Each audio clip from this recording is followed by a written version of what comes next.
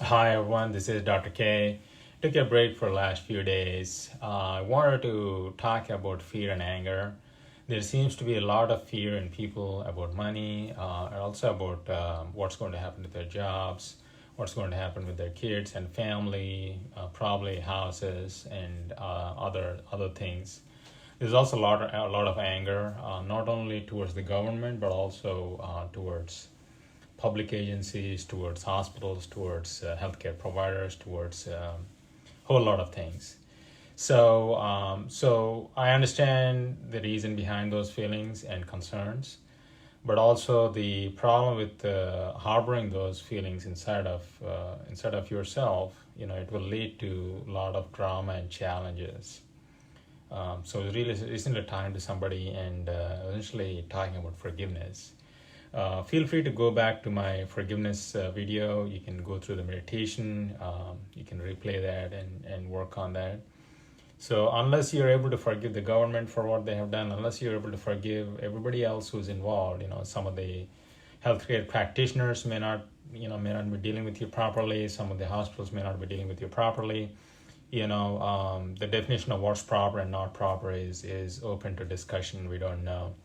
So no matter what the situation is, if you're harboring those feelings, it's essentially going to mess up what's happening in your life. So there is a way to go for protesting or taking some action to resolve these things. There's a proper way of doing it. I'm not here to tell people what to do, and I'm not here to judge them.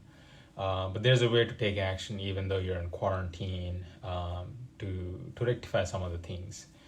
But for everybody else, it's better to do some forgiveness during this time frame. And once this is all done in the next 2 weeks or so, you can approach your senator or whomever and voice your concerns. So forgiveness is a really important thing, especially during this time period, because unfortunately, what it's leading to a lot of child abuse. It's also leading to self-abuse, because people are resorting to emotional eating. It is leading to bad food habits. There's also some research showing that some people are watching Netflix for 8 hours a day. That's essentially a way of leaving the body and just getting out of what your true purpose is. So entertainment is okay, but the problem is entertaining yourself for 8 hours a day essentially leads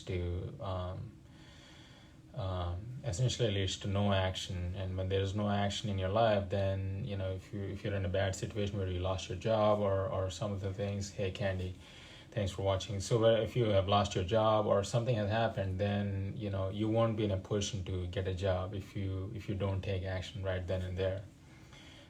So I know this is a difficult situation. This is causing a lot of anger, frustration, and so forth. Some people are also depressed.